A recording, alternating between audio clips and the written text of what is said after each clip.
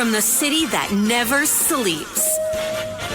17 miles from Madison Square Garden, New York City. It's America at Night with Rich Valdez, America's favorite late-night talk program, featuring interesting guests from around the world and calls from across America.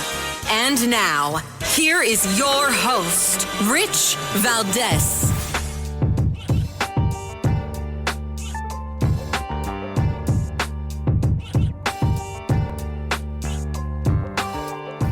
Hi there, good evening, and what's up, America? I am Rich Valdez, Valdez with an S, at Rich Valdez on all of the social media, your liberty-loving Latino amigo. Happy to be here with you this Monday night. We're live, we're national, and the phone number is 833-482-5337, 833-4-Valdez. If you want to call the show and share your opinions, happy to do it. We have the last two segments of the program we're dedicating to your calls. Open phones across America, so you can get those calls in shortly. And I want to start off with some of the news of the day because there's a lot going on. We have the president tweeting out images, videos of violent Tren de Aragua gang members. This is a transnational criminal enterprise from Venezuela. They were, proverbially known as a prison gang in Venezuela. And, of course, came here and they run all sorts of organized crime, from child trafficking, human trafficking, drugs, all sorts of stuff. And a bunch of these guys, I think it was like 250 of them, rounded up and were headed to Guantanamo Bay. But a federal judge last week said, nope, you can't bring anybody to Guantanamo Bay. We're not doing that anymore. So President Trump struck a deal with the president of El Salvador, Nayib Bukele. And President Bukele said, yes, we will happily house your prisoners. So I guess they are renting prison space from the El Salvadorians. And we sent the Tren de Aragua gang members to El Salvador with a message being sent: you cannot come to the United States to do this type of crime, any crime in that for that matter. And that's what's going on. But guess what? There's a judge, a radical judge, that, and I say radical because I think it's a radical position to take for sure, who now says, you know what, we're going to have to stop these deportations. If there's any of these planes that are left, planes that are left, you're going to need to bring them back. Now, of course, President Trump, his plan is to use something called the Alien Enemies Act of 1798. And the judge saying, no, you can't do that. And you need to bring these planes back and bring back the criminals that you've deported. Now, I think even most people, right, even the ones that are the most liberal amongst us, the most progressive amongst us, they're all looking at this and they're saying, hold on a second. What's this judge talking about? Like back in the days that showed different strokes. What you talking about, Willis? And I think it's a horrible thing, right? It's a horrible thing. This is what's happening. Now, of course, the lawyers will make the case that this is for, the government overstepping its bounds, this, that, and the other. But in reality, I believe it's the court that's overstepping its bounds here, right? There are so many things that fall into the different branches' jobs, right? You got separation of powers. The judge is there to interpret these laws. He's not there to make these laws, right? That's what the legislature is for. That's what Congress is for. It's Trump that has to work within these laws. He's the commander-in-chief. He's the president. He's the executive branch. So he campaigns on this, gets the approval of the American people to say, look, I'm gonna deport all these people. Great. So now he gets in. He's trying to do it, and no, not allowed to do it. I think this is problematic. So this judge, let me give you the name here. It's somewhere in here. I think it's Brosman. I just don't want to say that wrong. James Boasberg, Chief U.S. District Judge James Boasberg, D.C. Circuit, granted a temporary restraining order preventing the deportation of 5 Venezuelans and ordered the plane they were believed to be on to return to the United States. Border czar Tom Homan, who was at the forefront of all of this, he weighed in all day. He's been all over the media, letting everybody know how he feels. one of the things he said was, who in their right mind, whether you're a judge or not, wants to allow Tren de Aragua, TDA, recognized terrorist organization sent here by the Maduro regime to create havoc, to unsettle the United States through the use of fentanyl to kill thousands of Americans, using violence against American citizens, raping and murdering the young women in this country. Who would make such a decision? And that's it. And he finished with, President Trump is going to make this country safe again. He's going to do it one illegal alien at a time. And people are up in arms. And, of course, this comes on the heels of the news last week. It was interesting, I see things on Instagram and social media and other things, people saying that this man, and we talked about this a little bit at length on Friday, but just to revisit it, Mahmoud Khalil, that is now being held and charged with no crime. And listen, I am not here any day of the week to say that the United States government should create precedents where we hold people without bail and charge them with no crime. This is what they did to January 6th people. Then they charged them with a crime and then didn't give them a trial. Right? So I believe in due process. I believe in the Constitution. And I would love it if they would charge this guy with a crime. Citing national security concerns, I think, is valid. And in the event that we see what we've seen in this situation with this guy being a pro-Hamas agitator, being involved in the takeover of a campus building where someone was in fact held hostage, and he was the ringleader of this. So I think this calls many things into question that are worthy of investigating. Totally get it, understood. Not saying that it's wrong. I'm saying you want to make things abundantly clear, because next time around, or the time after that, when a Democrat gets in office, you don't want them to lock me up or you up or anybody else saying, well, we think this guy's a national security threat. And I mean, I'm a citizen, but what if I had a green card? No, well, he's got a green card and we think we're deporting him. I'm not saying that Trump is doing that. I'm saying I do believe the Democrats could do something like that. I think they tried to do it to U.S. citizens, and they did. They didn't deport them. They tried to lock them up, and they did. They tried to take moms who were concerned about their kids being taught to become transsexuals, showed up at school board meetings, complained, and the next thing you know, they were labeled domestic terrorists. So I never, ever, ever favor the government doing whatever they want to do in the name of this security or that security or anything else. We've got to stick to the rules. We've got to follow the Constitution. And I'm not saying we violated it, but I'm just making it clear here that when we're deporting the Tren de Aragua people, and you've got judges here stateside saying, no, we got to bring these guys back, this is clearly a problem, Houston. Clearly a problem. We've got activist judges in our judiciary. We've got activist terrorist sympathizers on our college campuses. So it makes sense that you have to be very active in your approach to curtail all of this from the executive branch. So kudos to President Trump and Tom Homan for doing what's got to be done. But we got to hit them hard, and we've got to hit them fast. Anyway, you remember a couple of weeks back, about 2 weeks ago now, President Trump's 10 days ago, exactly to be precise. Today's St. Patty's Day, by the way, Erin Go Bragh. And President Trump announced the United States Bitcoin Reserve, a cryptocurrency reserve for holdings that the country has in cryptocurrency, naming several different cryptocurrencies to this list that they already have and that they're going to consolidate in the crypto reserve. Well, I want to talk about that because one courageous congressman is saying, you know what, this is going to become law. And we're going to talk about that straight ahead. Don't go anywhere. This is America at Night with Rich Valdez.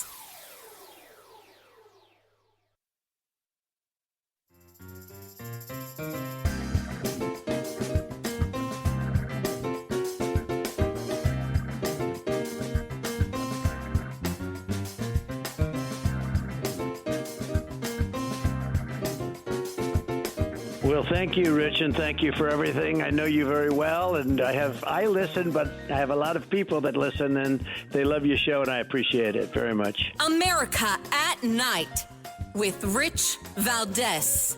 The federal government is already among the largest holders of Bitcoin, as you know, really one of the largest holders in the world, with as many as 200,000 Bitcoin obtained via civil law and various other forms of law, and including enforcement actions.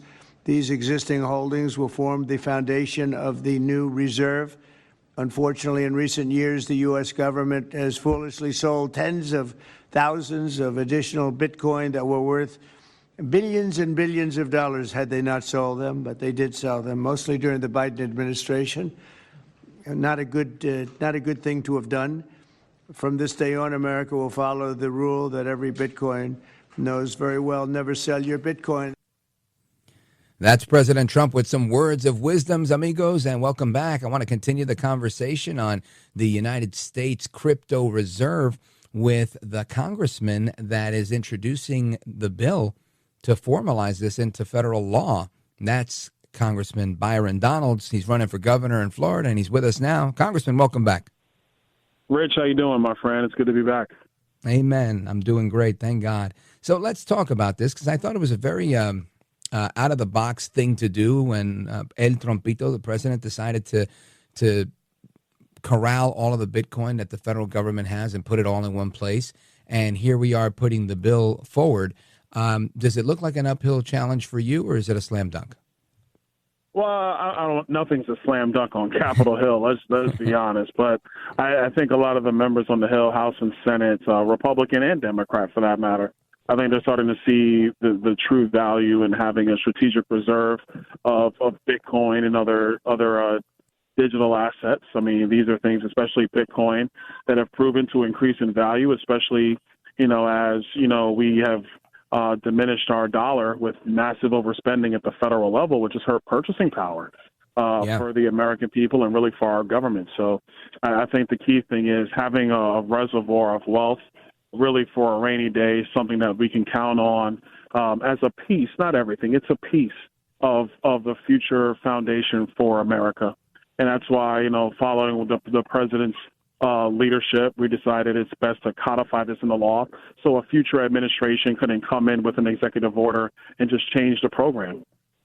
Right. Yeah, you got to protect it through law. Folks, we're on with Congressman Byron Donalds from Florida. And, you mentioned the U.S. dollar, because of inflation, having diminished buying power. And this is true. And I think it's true for many Americans. For me personally, I would love to become your neighbor in Florida, right? I'm looking at a place in Brickell, but these things are so expensive. And it's like every time I look at it, they get more expensive. So partially because of the insurance and the flood insurance, and that's a whole big issue there. But you also have this diminished capacity to purchasing power. So I think you're spot on with this. What else do we need to do from your perspective to make sure people can start buying stuff again? I think the number one thing we have to do is we have to stop the overspending in Washington. Milton Friedman said it better than anybody. Inflation is a phenomenon created by government, and it's created by government overspending.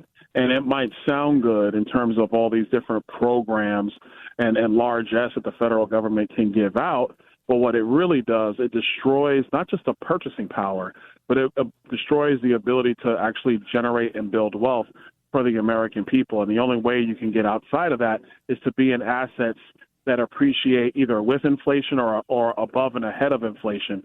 And that's how you get ahead. And, the Democrats always want to talk about the middle class this or the middle class that, but their reckless economic policies are what's really hurting the quote unquote middle class in the United States. So if you're going to ask me what's the number one way to get inflation under control and to have price stability, which is key, twofold. Two things. One, Congress has got to stop overspending. We got to get it in order. It'll be the best thing for the country going forward. And then number two, the Federal Reserve has to be on a sound money policy.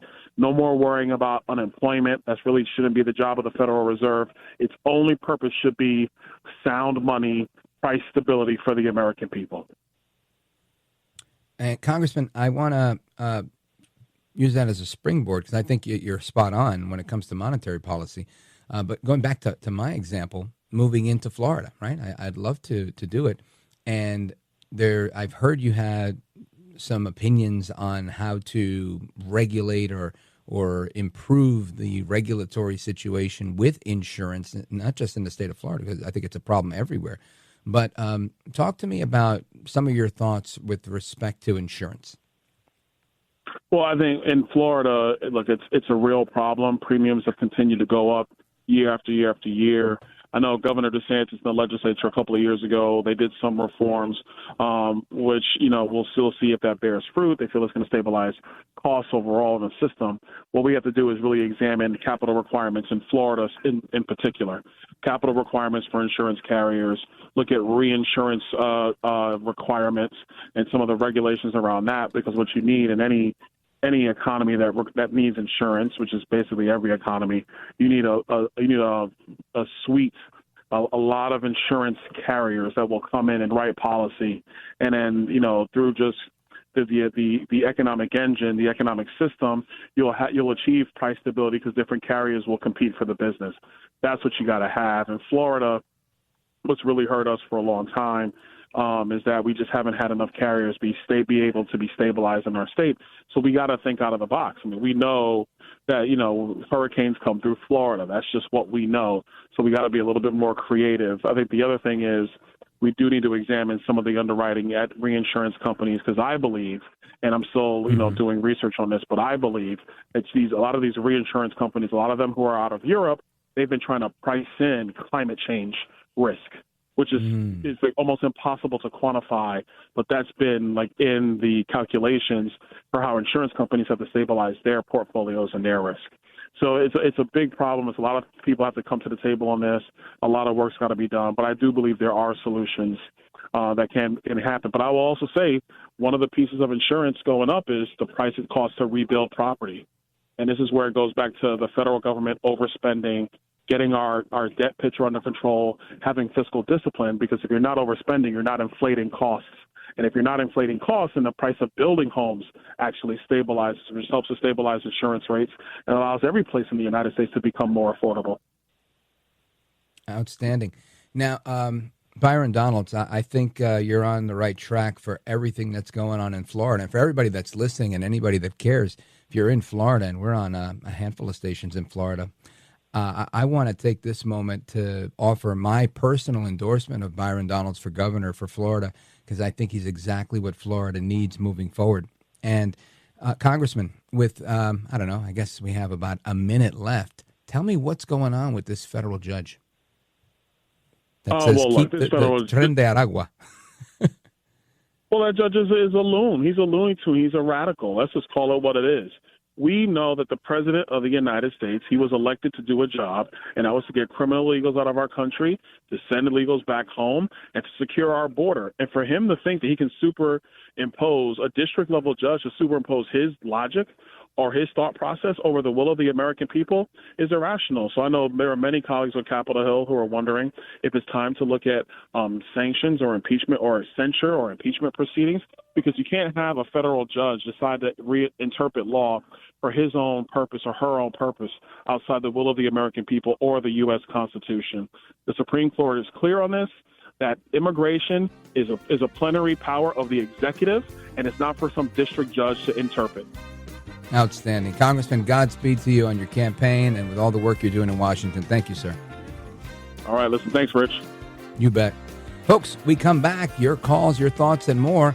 And there's this autopen controversy. Somebody's suing about this autopen, and we're going to talk about it. Don't go anywhere. I'm Rich Valdez.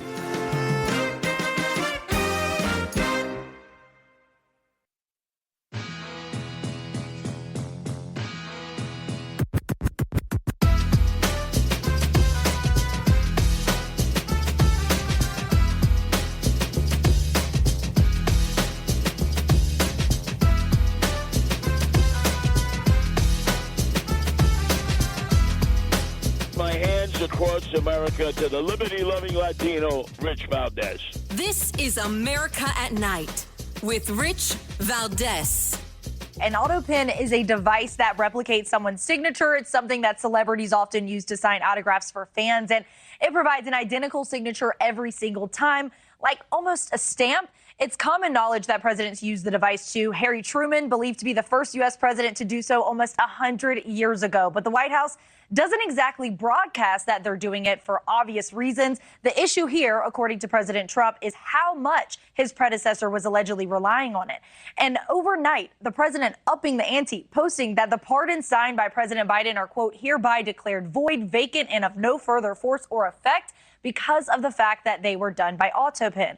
In other words, Joe Biden did not sign them. He continues those on the unselect committee, referring to the House committee that investigated January 6th, should, quote, fully understand that they are subject to investigation at the highest level. The fact is that they were probably responsible for the documents that were signed on their behalf without their knowledge or consent.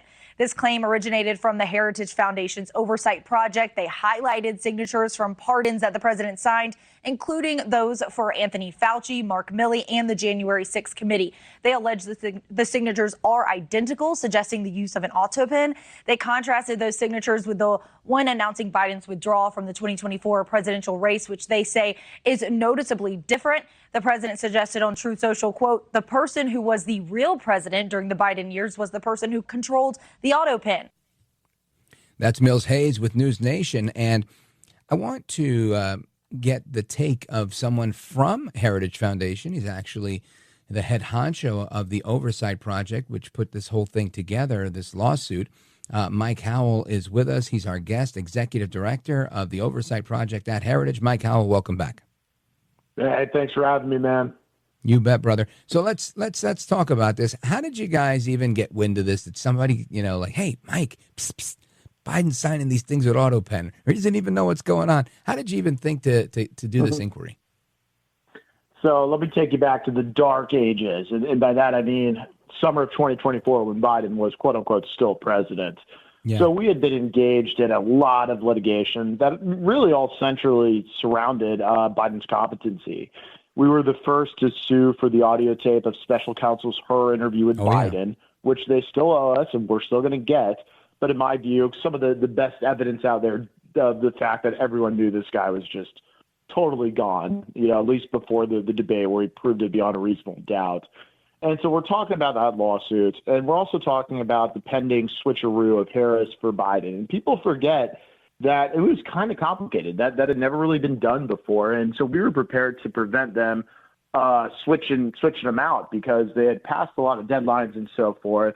And so we were really ready to jump into gear and to stop it and make them keep, old Joe on the ballot.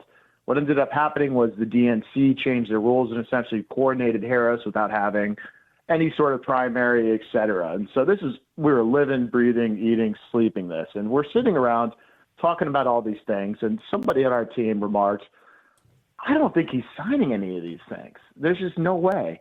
And we all kind of looked at each other. And it's one of those things, I think most people would hear that and say, of course he's not.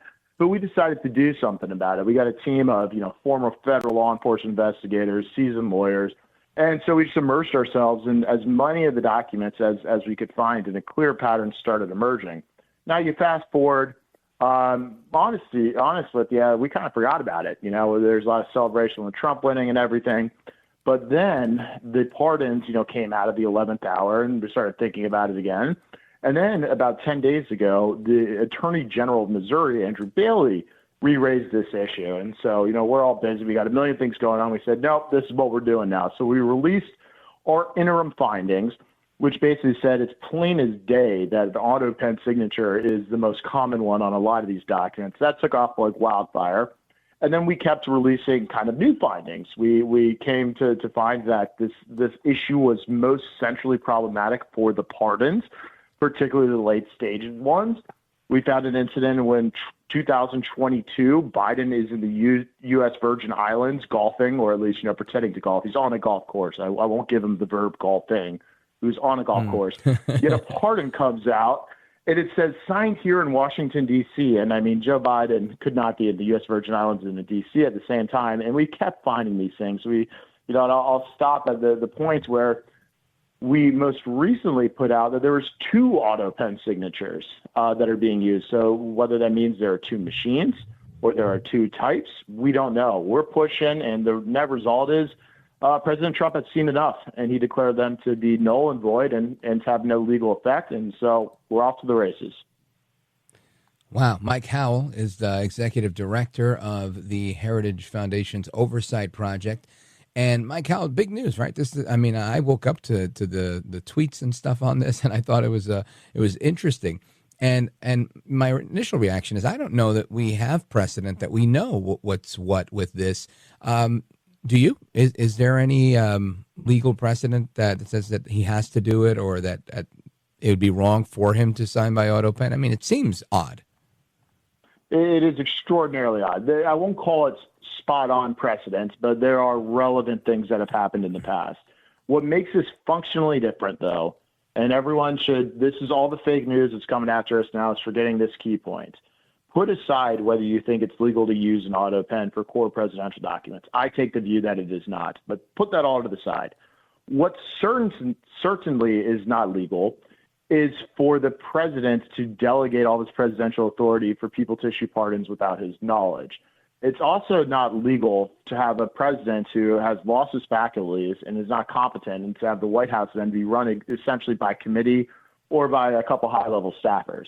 And that's what happened. And so it doesn't matter if you think the autopen is legal or not at the end of the day, if the point remains that he either did not consent to it being used this way and on each particular piece of paper, or if, and this is what I think, he lacked the competence to even consent in the first place. I mean, you wouldn't be able to, he would need power of attorney if he were to change his will at this point in time. He couldn't enter into a contract like any other, American because of the basic principles in law that he is too incompetent and out of his faculties to enter into any of those things. So that's the main issue there. Second to that, it's our view, and we'll have a very long memoranda walking through the historical use of the autopen and why it's different here. It's our view that there are some things that only the president can do, and that means pardons, the things spelled out in the Constitution. And the best way to preserve that is a wet signature. It is proof that the president is exercising their authority and no one else. And so we think it is highly suspect, even if he were competent, to have used an autopen for these things. And the net of it is, if Trump's Justice Department charges these people or Congress hauls them in and they're denied executive privilege, just like Biden denied Trump staffers executive privilege, we are going to find out who was actually running the White House over the last 4 years as a necessary step to determining what the legal effect of the pardons are. And I think that is historically the most important thing we'll learn.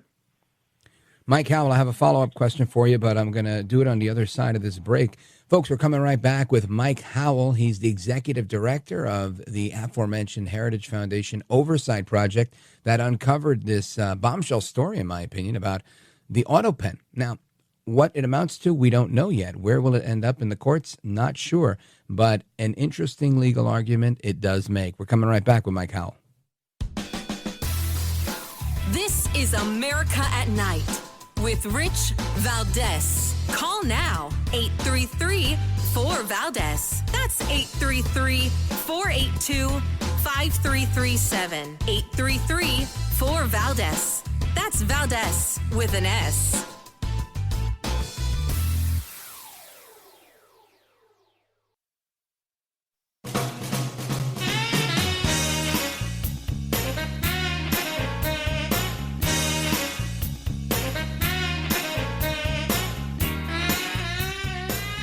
Now, 833-4-VALDEZ. That's 833-482-5337. 833-4-VALDEZ. That's Valdez with an S. On the president's post overnight saying that the pardons that were issued by President Biden preemptively to members of the January 6th committee, that they're now null and void. Have attorneys here at the White House told President Trump that he has the legal authority to undo a pardon simply because it was signed by autopen, as he said? the president was begging the question that I think a lot of journalists in this room should be asking about whether or not the former president of the United States, who I think we can all finally agree was cognitively impaired. I know it took people some time to finally admit that, but we all know that to be true, as evidenced by his disastrous debate performance against President Trump during the campaign. I digress on that. But the president was raising the point that, did the president even know about these pardons?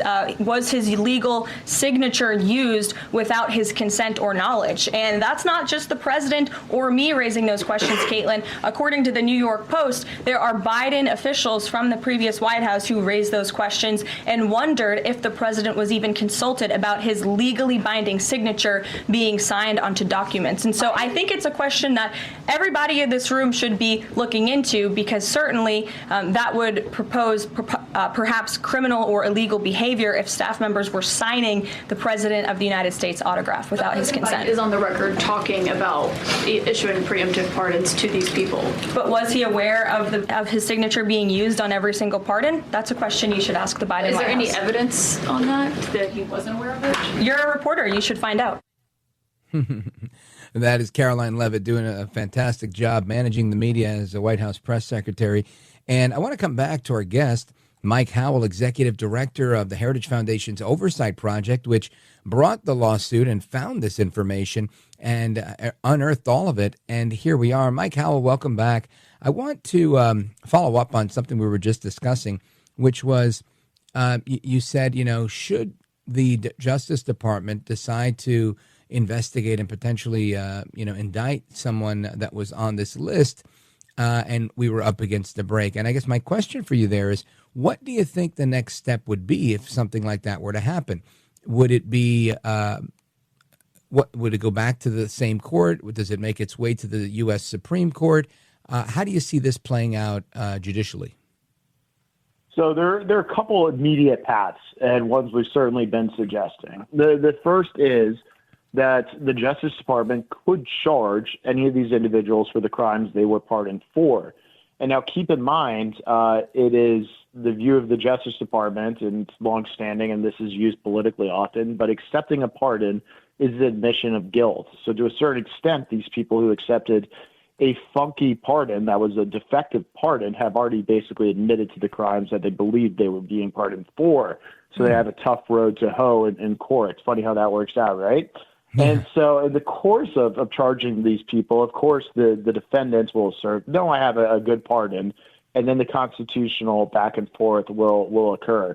I think this could easily, implicate the members of the J6 committee, Fauci, Milley, who's got a pretty clear-cut criminal case against him for what he did vis-a-vis China and working around the president. And then also, don't forget, Biden pardoned a lot of hardened criminals, or at least commuted their sentences. People who, have victims whose families are still out there. I'm sure they'd have something to say about this.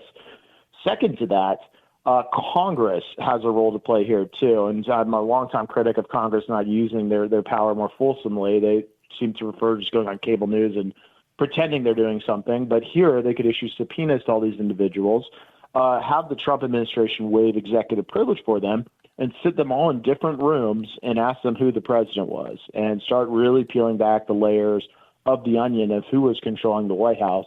Separate, of course, we at the Oversight Project are uniquely kind of situated legally. We don't have the same standing. We have guns, but, not the type that you can use in law enforcement and badges. So the guys with guns and badges will need to do some of this stuff. But we're going to sue for the information, and we're going to keep pushing. And we got constitutional law experts, litigators, lawyers, law enforcement all coming together to really lay out a roadmap. So the ball is in the court of the people with the legal authority now. We're going to do everything we can to make sure, should they choose to do it, they have the path to do it. So let's talk about who has standing to bring a case like this, because I'm guessing since Trump wasn't involved in that time frame, he doesn't have standing, unless he has standing now because he's president of the United States. I'm not sure how that works. Your thoughts? So it's criminal cases. So standing is a little different than like a civil case. So what would happen is the Justice Department would charge Dr. Fauci criminally. And then after they charge him and arrest him, Fauci would yell, "I have a pardon." And then they would contest that issue in the context of his criminal charge. And then in order to prove whether, Fauci would assert, no, this is a good pardon, et cetera, potentially the judge would entertain a debate about that. And that's where the constitutional argument would occur. And I'm sure that the Justice Department would seek to make them prove that Biden actually indeed authorized these. He sure as heck did not sign them, but did he authorize them? And when you look at the time pattern around the last day, the 19th, people were lobbying for pardons. Some people didn't get them. Vindman did not get one. He was very upset about it. And so you're also going to uncover what kind of horse trading happened. And no one in this country reasonably believes that Joe Biden actually was mediating the disputes over the exact parameters of the pardon, who got what, and some of the careful word choices and all of that. And so I think it's going to be near impossible for Biden to prove that he not only authorized them, but knew what he was authorizing. I think these people with the bad pardons have a pardon worth as much as a $3 bill. A final question, your thoughts on this. Is this a situation, let's just say they're like, hey, Joe Biden, let's put this thing to bed. Did you approve these things or no? Is it as simple as asking President Trump, did you declassify this, that, and the other since at the time he was president and had all the executive authority, or is it a different process? 2 points there. One, recall what happened when President Trump did that. They raided his home and went through his wife's underwear drawer and arrested him and dragged him up in several different jurisdictions across the country. So if I was Joe Biden, I wouldn't take too much comfort in Trump's defenses and what the government's responses to them were. Second, declassification is a completely different animal than the pardon power. Sure, both flow from the power of the presidency, but we deal with declassification in a separate way than a pardon for somebody off of death row. They're totally different kind of animals, although you're right to point out they relate to the same question of how the president's authority can be delegated. Our legal argument, which will have enough citations for you to build a fire pit out of with all the paper we have for it, really centers on, there are some things that require clear assent from the president, and letting, a murderer off death row is certainly one of them. Documents declassified all the time by a variety of different processes. This is a different animal. Got it. All right, Mike Howell. Very interesting argument. I didn't think I heard this a while back, rumblings about this. The pardons aren't good, and I thought, come on, the president's power is absolute. There's no way that this can fly. But I think you've moved me over into a different column. So thank you for joining us, and I hope you'll come back and your team will come back to keep us posted on new developments. All right. Well, this is only 50% of the reason why we think the pardons are bad. We got a whole nother reason why they're bad coming out that I think is going to shock the world. So we'll give them time to respond to this one, and then we're going to hit them while they're down. I love it. More to come straight ahead. I appreciate it. Mike Howell, Heritage Foundation Oversight Project. Godspeed to you, sir. You too. Bye-bye. All right. And amigos, your thoughts, your calls, and everything else coming up straight ahead. Don't go anywhere. This is America at Night with Rich Valdez.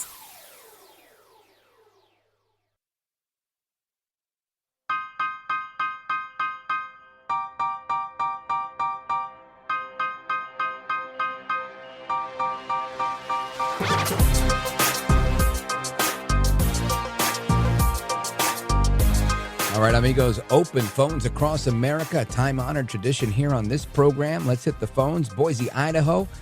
Paul, always up first in the queue. Go right ahead. KBOI. Thank you, Rick, for taking my call.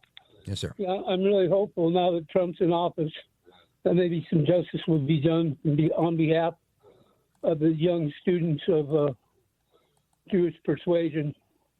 It really made my heart sink when I saw the three of those presidents of those universities dismiss and justify and rationalize abhorrent behavior that they allowed to happen. And, with Trump in office, I can see hopefully maybe some light at the end of the tunnel, and it's not an oncoming train to the poor Jewish people. I hear you, brother. And thank God for a little hope at the end of the tunnel. Paul and Boise, thank you for your call. Amigos, the rest of you on hold. We're coming right back. Another hour of stimulating talk with me, Rich Valdez. and I'm happy to do it. We're live. We're national. The phone number is 833-482-5337, 833-4-VALDEZ. And if this is the end of the road, take care. Good night. God bless you, America. I'm Rich Valdez.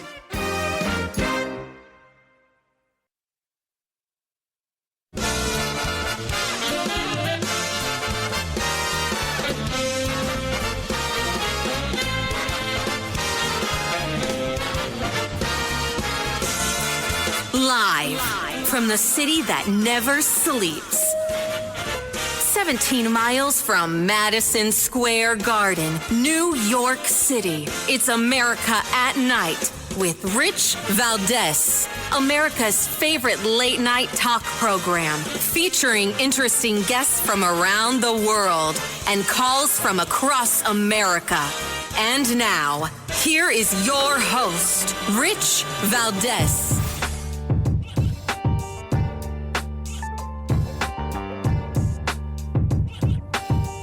Hi there, good evening, and what's up, America? I am Rich Valdez, Valdez with an S, at Rich Valdez on all of the social media, your liberty-loving Latino amigo. Happy to be with you this Monday night. We're live, we're national. It's about 7 minutes past 10 o'clock Eastern Time, New York City time, and I'm hopeful that you'll be joining our late night national town hall conversation. Here's the phone number, 833-482-5337, 833-4-VALDEZ. And plenty to discuss today. Of course, today being day number 1 that Dan Bongino is deputy director of the FBI. Kash Patel swearing him in earlier today. Kudos to my man, Dan Bongino, and Godspeed to him on this journey. I also want to bring your attention to some of the things that are going on. You got a federal judge that's saying the Tren de Aragua terrorists that were deported must be returned. This guy's out of his mind, saying El Trompito overstepped his authority. The administration saying, no, the judge is overstepping his authority. We'll keep you up to speed as that progresses and evolves. You also have, let me see, there's before I get to the big story that's coming up right now. I guess we'll get to that now. I think that's the way to go.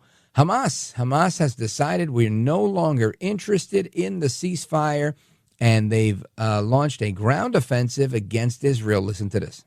In the Israel-Gaza war right now, this is major as the ceasefire between Israel and Hamas is over as Israeli fighter jets began striking the Gaza Strip after Hamas refused repeated hostage deal offers. Officials are saying the Israel Defense Forces, or IDF, began striking Hamas terrorist targets across Gaza in order to achieve the war objectives set by the political leadership, including the release of all of our hostages, both the living and the fallen. That is from the IDF.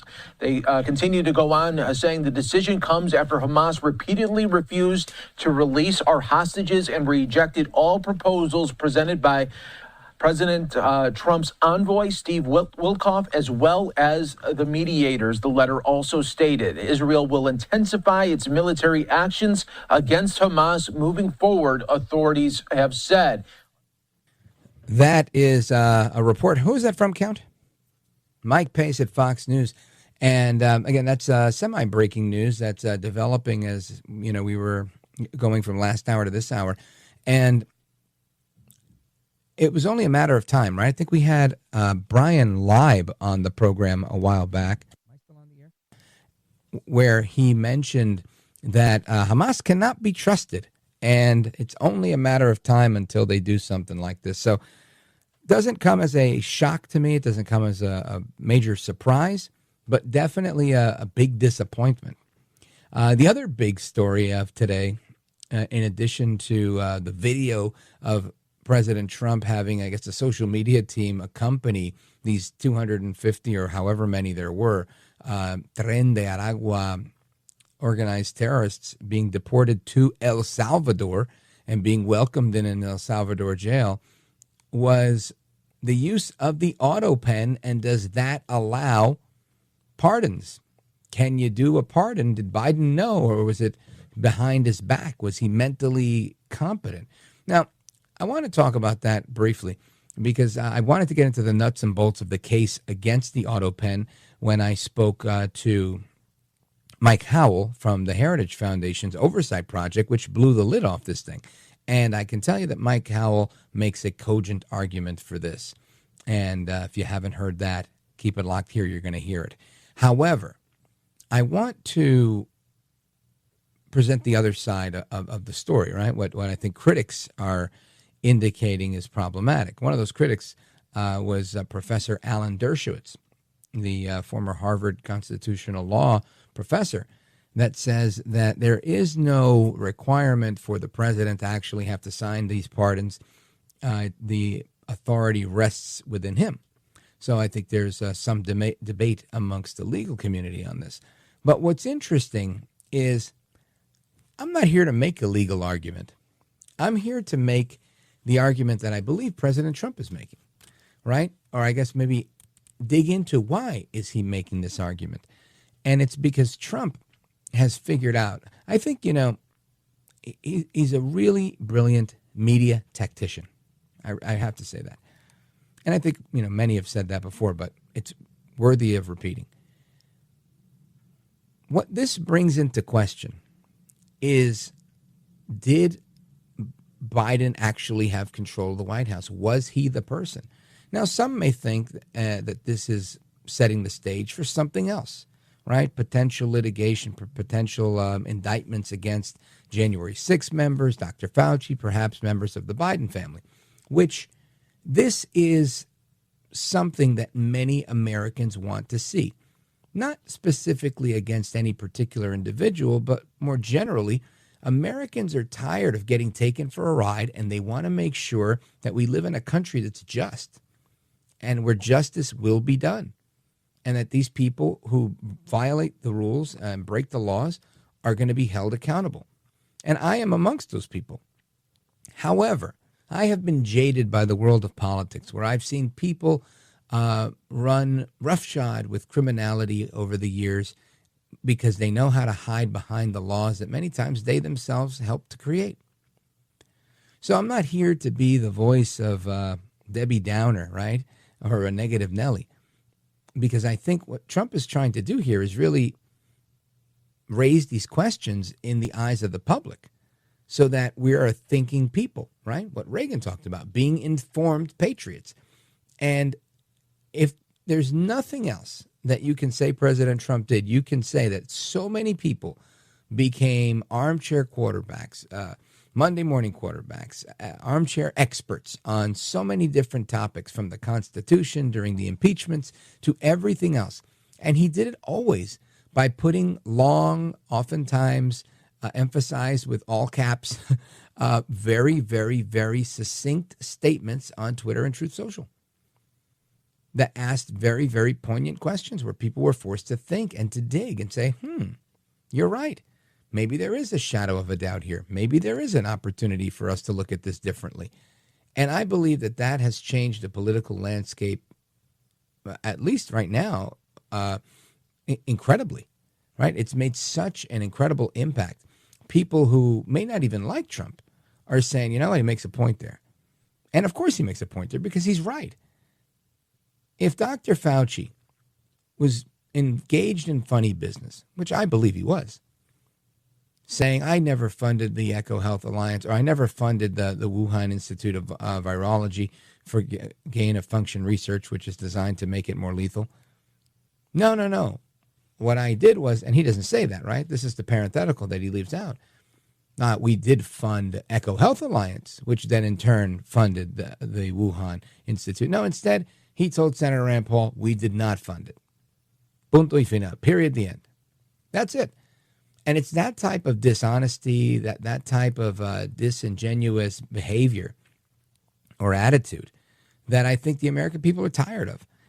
But for Trump putting it on full display, we might have had another 4 years and another 4 years and another decade and another century or millennia of being lied to. And again, America's only 249 years old this year.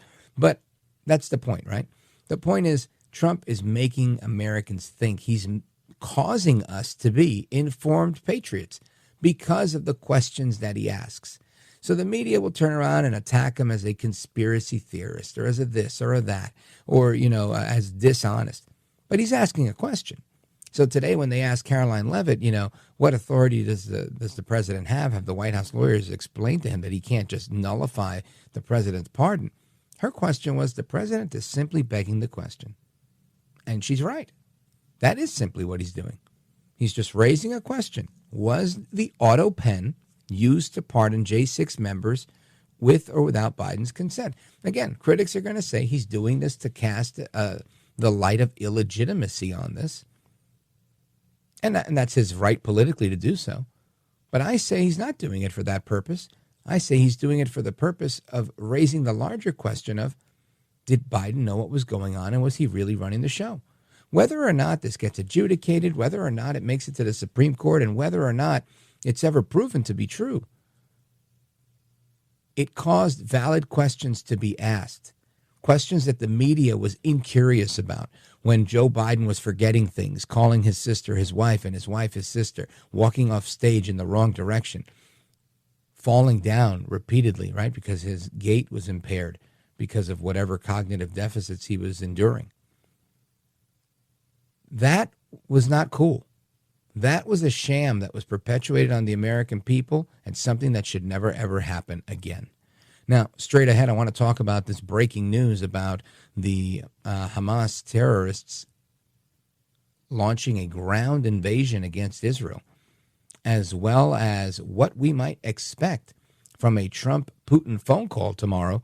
And we're going to do that with Colonel John Mills when we return. This is America at Night with Rich Valdez.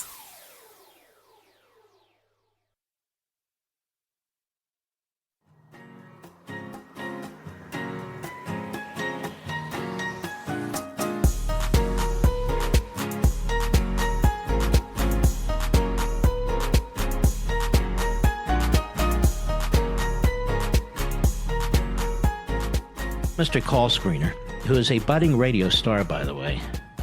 Richie Valdez is terrific.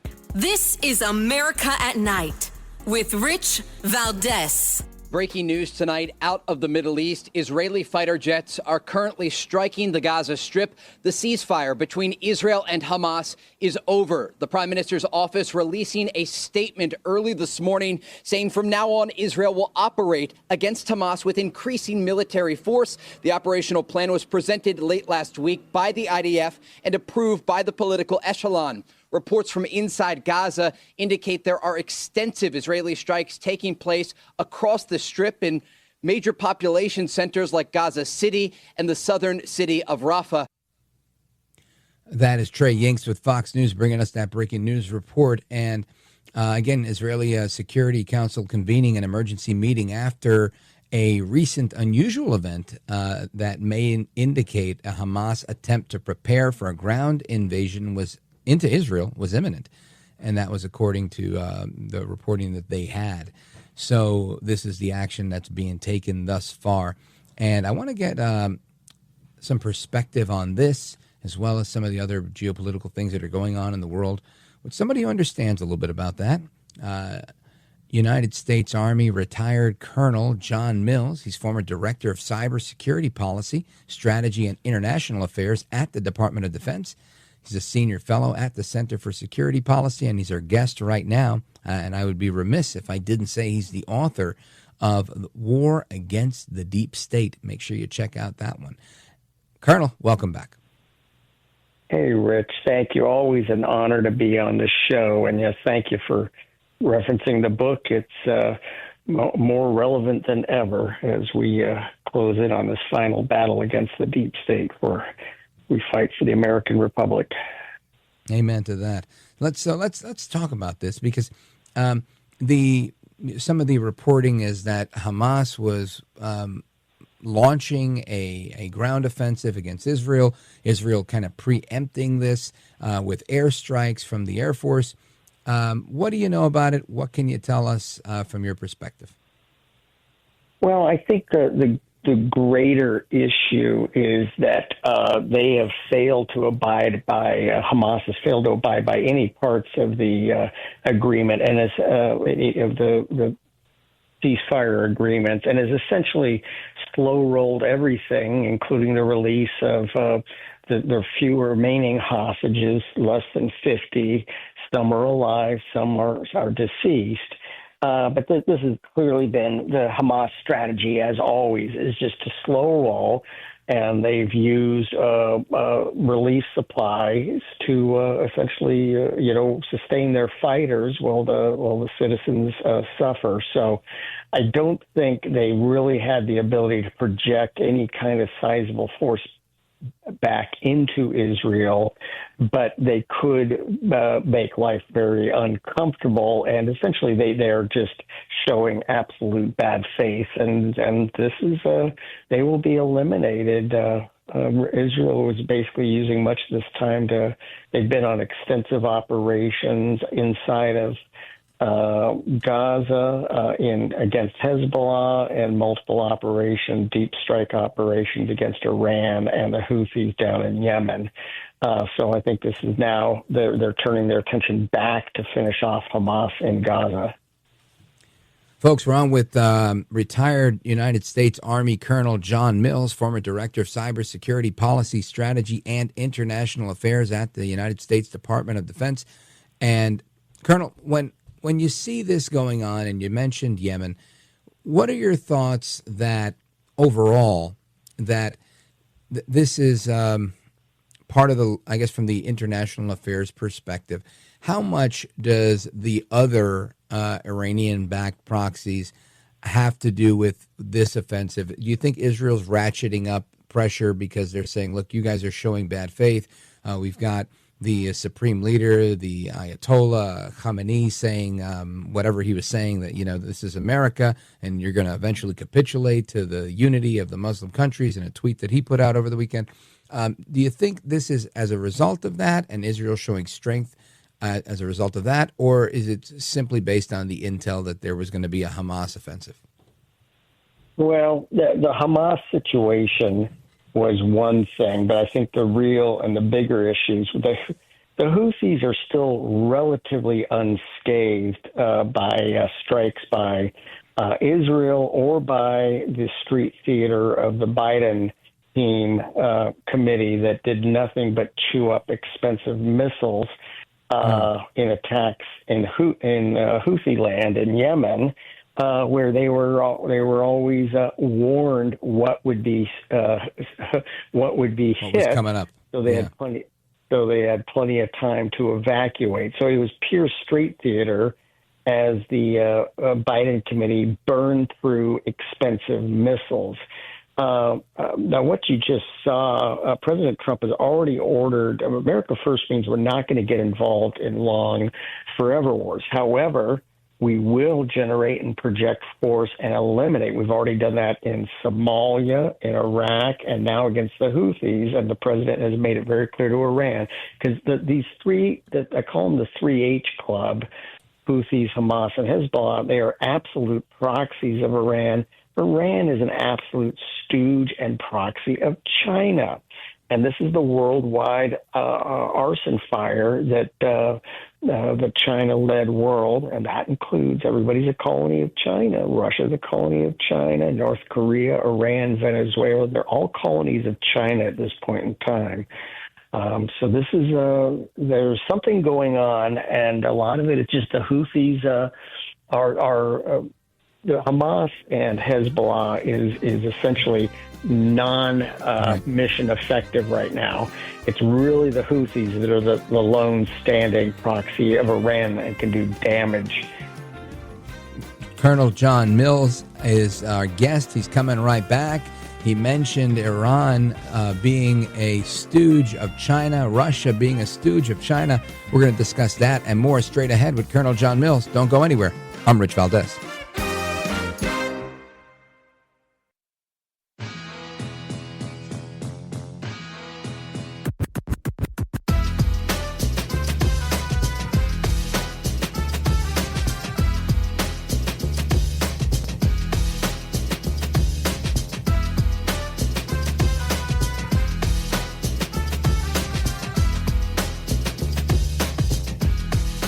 I want to listen to you, Rich, all the time. America at Night with Rich Valdez. Well, see if we have something to announce maybe by Tuesday. I'll be speaking to President Putin on Tuesday. It's been a lot of work's been done over the weekend. We want to see if we can bring that war to an end. Maybe we can, maybe we can't, but I think we have a very good chance. That, of course, President Trump announcing that he'll have a conversation with President Putin via telephone tomorrow. I want to get a preview to that with the aforementioned retired Colonel John Mills, former Director of Cybersecurity, Policy and Strategy, as well as International Affairs at the Department of Defense and Senior Fellow at the Center for Security Policy. Colonel Mills, when you hear that the president is going to be speaking to Putin, obviously about winding down things in Europe, the conflict that they have with Ukraine, I can't help but look at that in the context of what we were just talking about, of how Russia is operating on behalf of Iran and how much he can trust Putin. Your thoughts?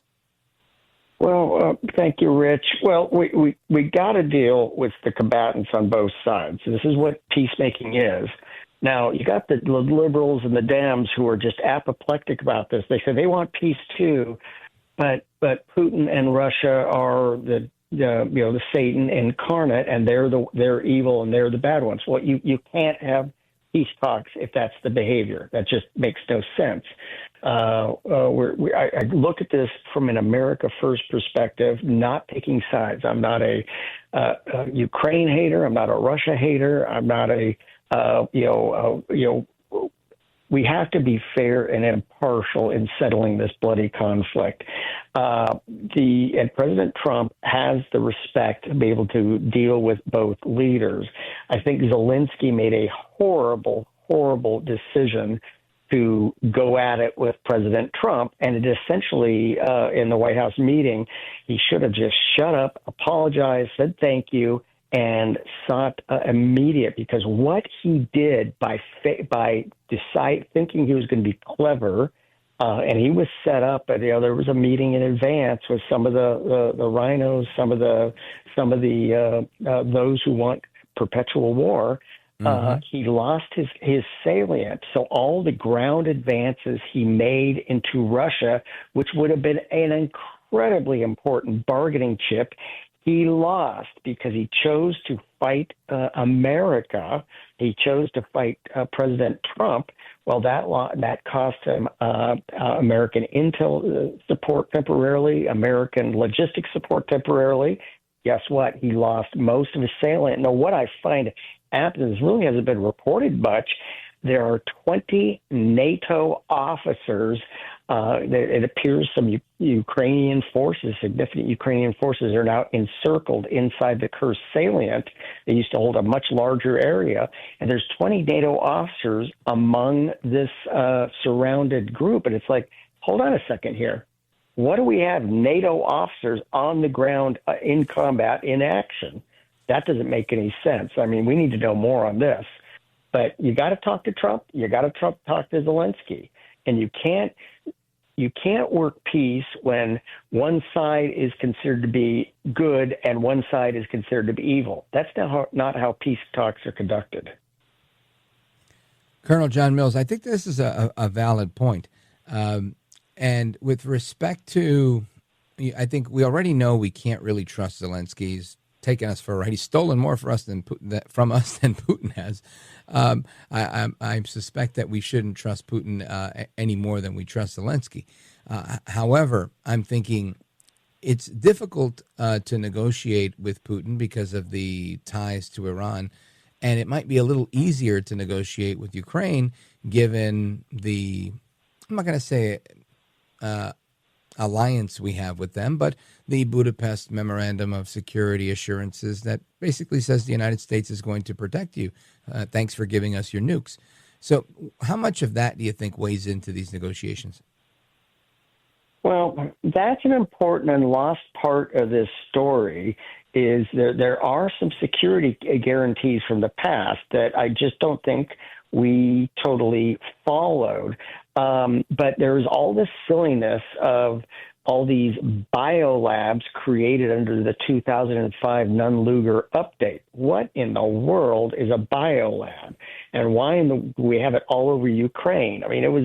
At first I thought this was a bunch of Alex Jones craziness, and then did some research, and then guess what? Alex Jones was correct again. It absolutely was part of the 2005 Nunn-Lugar update. We need some transparency. What in the world was America up to during the Bush days in Ukraine? If these are CIA spy bases, just call them CIA spy bases. I don't think we could have picked a worse cover name than Biolab. I mean, this is about the stupidest cover name that is possible. I mean, it creates mistrust. It creates suspicions. It is very hard to deal with the Russians because, frankly, they are just psycho crazy about conspiracies, because in their drunk culture, that's all they do is conduct conspiracies against each other. So, I mean, this is, but we're not creating friends, and we're not creating, the libs like always talk about, well, we want to create a stable, peaceful society, and then they want to push biolabs everywhere. I mean, come on. We got to have some accountability I'm all for aggressive intelligence to protect America, but we also got to realize there are certain we got to watch certain limits, and we just can't let craziness go on, because if we let we let CIA do whatever it wants to do, guess what's going to happen? Things that are not necessarily good for America first.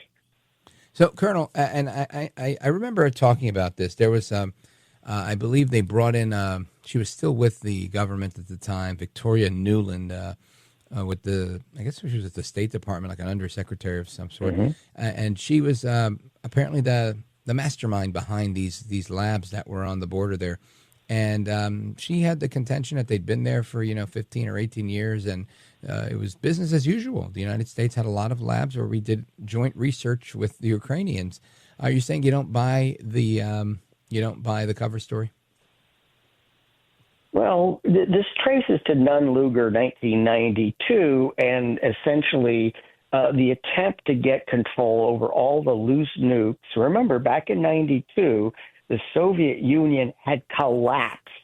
They had totally fallen on their face, and they had their country, units just literally walked away from their nuclear weapons, walked away from their chemical stockpiles.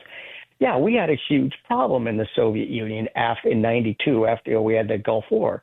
Okay, so the Nunn-Lugar was not necessarily illogical in 1992, but it went on over time. And during the 90s, if you want a villain in this whole situation, it's really Madeleine Albright, Secretary of State during the Clinton years, who just hated the Russians. Again, I'm not a Russian hater. I'm not a Russian lover. It's a country we have to deal with. I look at this from an America First perspective. When Russia was totally collapsed, flying on its face in the gutter, what did Madeleine Albright do? She stepped forward and bravely kicked them in the face. What? She hated the Russians. Why? And these are the same folks who, during the real Cold War, called everybody crazy that the Soviets were trying to take over the world. Yes, they were, but now they collapsed, and now they're the enemy. I can't keep up with this logic. This makes no sense. But this is the psycho craziness of the globalist elite and their bizarre worldview. So we could have made a historic rapprochement, however you say that French word. And we could have had historic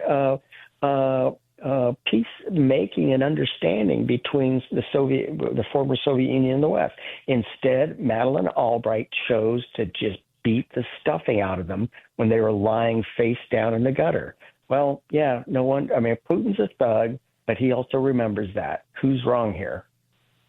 Right. No, and I get it. Listen, I try to approach all of these things from a somewhat neutral perspective, right? I do have my biases against communists, and I think Putin leans in that direction.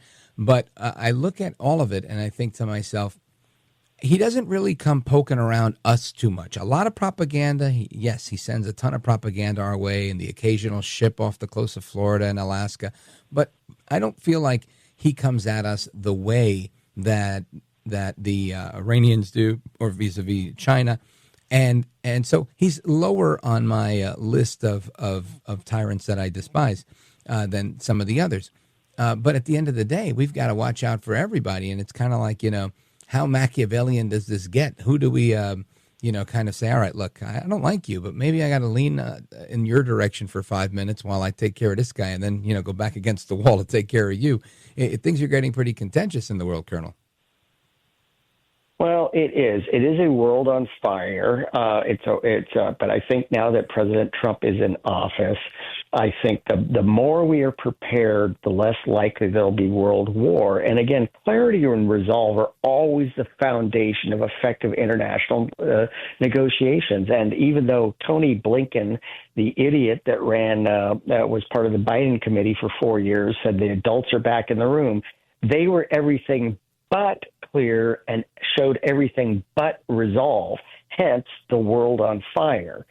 So we gotta look, when China is leading a worldwide access to topple the American-led system. But when they look at Russia, what do they really think of long term? They think lunch, and Putin knows it.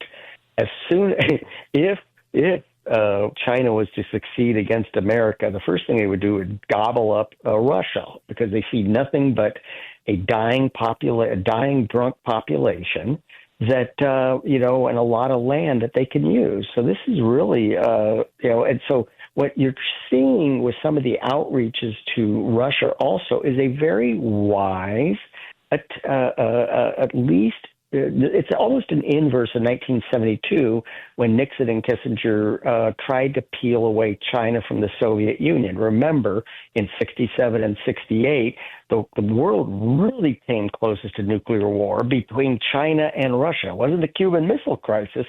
It was China and Russia almost exchanged nukes. So we tried to peel off China. Didn't really, in the long term, it didn't work out well. China was bad also. But what we're trying to do now is peel off Russia, or at least create a little bit of a skim to get in between Russia and China. And China sees it, so China gets nervous. And again, Putin, the guy's a KGB thug. Got it. He's still the leader of a country we have to deal with. Yeah, Colonel, can you hang on 1 second? I got to take a pause here, but I want to come back and finish this thought about the KGB thug, and then get a little recap on where we're at with your book and how it's playing out in real time. So, folks, stick around. We're coming right back with Colonel John Mills. This is America at Night with Rich Valdez.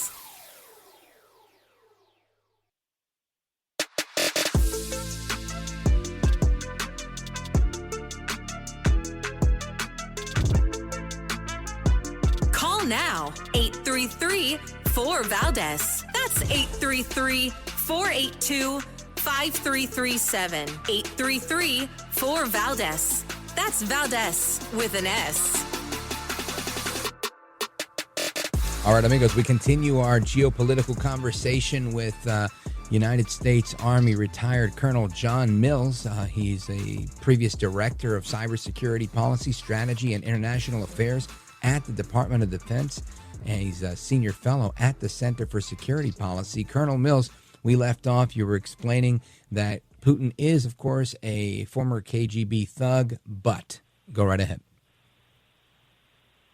Well, but he's the leader of a country, like it or not, that we have to deal with. Mm-hmm. What is being worked is an attempt to create some daylight between him and China, because again, long term, China looks down at Russia as merely a colony to exploit. That's what's going on. Just like South Africa. South Africa has decided to be a colony again of China. It's crazy. But this is what we're going to have to deal with. Now, we want to see an end to the bloodshed. I know there's a lot of European elites that are just apoplectic over what's going on in Ukraine, but ladies and gentlemen, they have not been spending they've had 3 years to build up their military, and the the European Union just gave guidance they could finally overspend because there are certain budgetary limits the EU places on member nations. Most of the nations have not been spending 2%, though UK has been spending 2%, but it's a grossly inefficient bureaucratic mess. So very little is being purchased for that 2%. And really, you've got the Baltic countries. I love the Baltic countries. I've been there.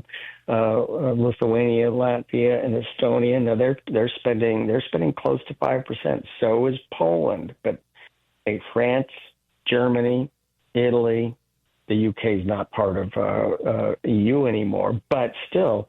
They have not been pulling their weight. Their militaries are just an absolute embarrassing shambles, but they are apoplectic. Russia does not have the force to invade. Now, could Russia go nuclear? Yes. Well, maybe they better stop provoking Russia, the European countries, so much. And, But again, France's nuclear deterrent has shriveled to barely anything. Right. It's essentially only their 4 submarines. They no longer have land-based tactical or strategic missiles, no longer have a nuclear bomber force, although they do have droppable nuclear weapons. The UK depends on 4 submarines. That's it, and essentially has no other nuclear weapons. So they're terrified of a Russian nuclear attack, but at the same time, they're doing everything to provoke Russia. I mean, it's a lot. It's a lot to consider. Yeah. Well, and I just had somebody who was an order of the British Empire, actually a dame of the British Empire, just chewing my leg off last weekend, apoplectic that we've abandoned them and they're about to be overrun. I said, give me a break. I mean, it's far from that. And if the UK feels that this has been such a threat, where in the world has been their defense spending for the last 4 years? Colonel, I want you to take a moment and let everybody know how they get a copy of your book, War Against the Deep State. Thank you so much. It's available on Amazon. It's also signed copies available on Lindell, my store. But War Against the Deep State is just my experience helping develop the original mass surveillance system, which was totally weaponized and misused against the American people, and just the action plan to take down the 4th, 5th, and 6th branches of government, the 4th being the administrative state, the 5th being law enforcement and intel colluding with big tech, and the 6th being the nonprofits. But things are on fire as President Trump is just taking an axe to the deep state. It's great thank God to for see that. this finally happening. Colonel, I want to thank you for being here. I'm up against another break, but I appreciate it. Colonel John Mills, Director of Cybersecurity Policy, Strategy, and International Affairs at the Department of Defense, and Senior Fellow now at the Center for Security Policy. You are a gentleman, a scholar, and a patriot. Get his book, War Against the Deep State. Colonel, thank you, sir. Thank you so much, Rich. You bet. Godspeed to you. And amigos, we come back. Your calls and more. Don't go anywhere. This is America at Night with Rich Valdez.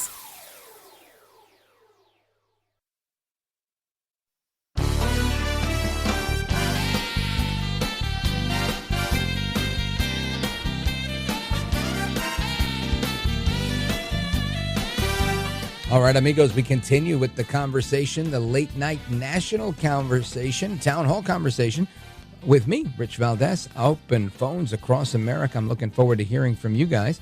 And of course, we're going to have some additional conversation coming up. Let's see. Oh, we're going to talk about climate. Lots of climate. Apparently, there's some fake climate reports that have been exposed. So keep it locked for the coveted third hour of the program. That's coming up straight ahead. If this is the end of the road for you, because you got to go to work, leave work, get in the car, get out of the car, whatever the case is, thanks for joining us. Hasta la próxima. Take care. And God bless you, America. I'm Rich Valdez.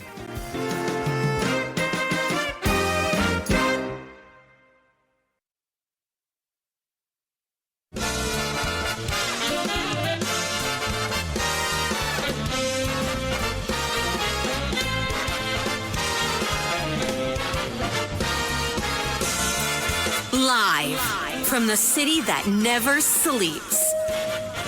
17 miles from Madison Square Garden, New York City. It's America at Night with Rich Valdez, America's favorite late-night talk program, featuring interesting guests from around the world and calls from across America.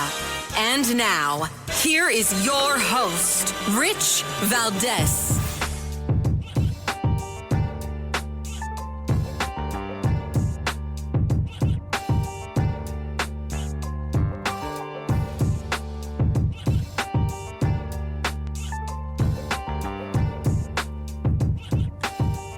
Hi there, good evening, and what's up, America? I am Rich Valdez, Valdez with an S, at Rich Valdez on all of the social media.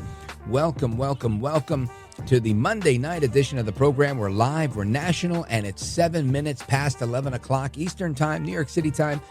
Happy to be with you, and I'm looking forward to chatting with you guys on open phones across America, 833-482-5337. Again, that phone number, 833-4-VALDEZ. And we've had some interesting discussion tonight on the geopolitical implications of what's going on in Europe as well as the Middle East. Some breaking news that we heard in the last hour. Israel has begun strikes on Hamas after Hamas indicated that they were launching a ground offensive against Israel. And the ceasefire is now over. We also, I think we have a short clip of that. Do we have a short clip of that, Count? Listen to this. Breaking news tonight out of the Middle East. Israeli fighter jets are currently striking the Gaza Strip. The ceasefire between Israel and Hamas is over. The Prime Minister's office releasing a statement early this morning saying from now on, Israel will operate against Hamas with increasing military force. The operational plan was presented late last week by the IDF and approved by the political echelon. Reports from inside Gaza indicate there are extensive Israeli strikes taking place across the Strip in major population centers like Gaza City and the southern city of Rafah. Now, more locally, you've got President Trump meeting with President Putin via telephone tomorrow, a phone call with Putin, and we're going to see how that goes. Of course, President Trump is also scheduled to release the JFK files mañana. So big day coming out of the White House tomorrow. Listen to this. But while we're here, I thought it would be appropriate. We are tomorrow announcing and giving all of the Kennedy files. So people have been waiting for decades for this. And I've instructed my people that are responsible, lots of different people, put together by Tulsi Gabbard, and that's going to be released tomorrow. We have a tremendous amount of paper. You've got a lot of reading. I don't believe we're going to redact anything. I said, just don't redact. You can't redact. But we're going to be releasing the JFK files. So that's President Trump. And again, he was at the JFK Center, the Kennedy Center, when he made those remarks. And he and Kash Patel are reviewing what's going on at the Kennedy Center. And another interesting thing that the president did today was revoking the Secret Service protection of Hunter Biden, being that he's no longer the first son. He's not entitled to Secret Service protection. Listen to this. President Trump ending the Secret Service protection for Hunter Biden immediately, and also others in the Biden family. This Truth Social from President Trump saying Hunter Biden has had Secret Service protection for an extended period of time, all paid for by the United States taxpayer. There are as many as 18 people on this detail, which is ridiculous. He is currently vacationing in all places, South Africa, where the human rights of people have been strenuously questioned. Because of this, South Africa has been taken off our list of countries receiving economic and financial assistance. Please be advised that effective immediately, Hunter Biden will no longer receive Secret Service protection. Likewise, Ashley Biden, who has 13 agents, will be taking off the list as well. So there you go. The Bidens are not on there. This comes on the heels of the autopen fiasco, right? President Trump blasting President Biden for not actually signing certain pardons, saying they are null and they are void and they should be vacated, and asking, did Biden even know what was going on? Did he sign them himself? If an autopen signed them, was he aware of it?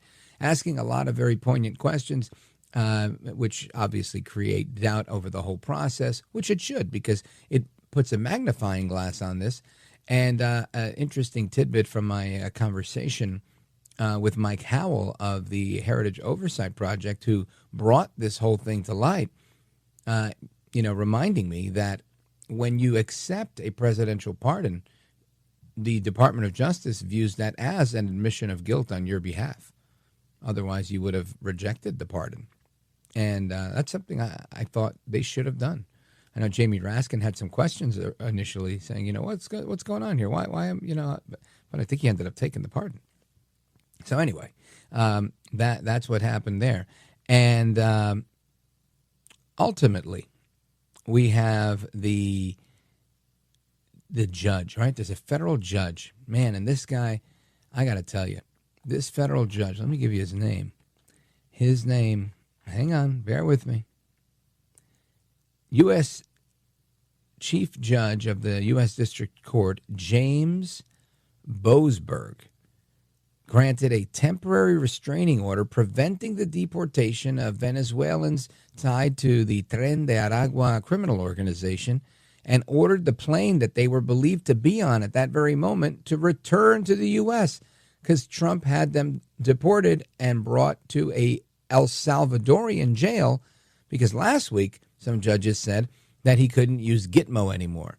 Tom Homan reacted. Check this out.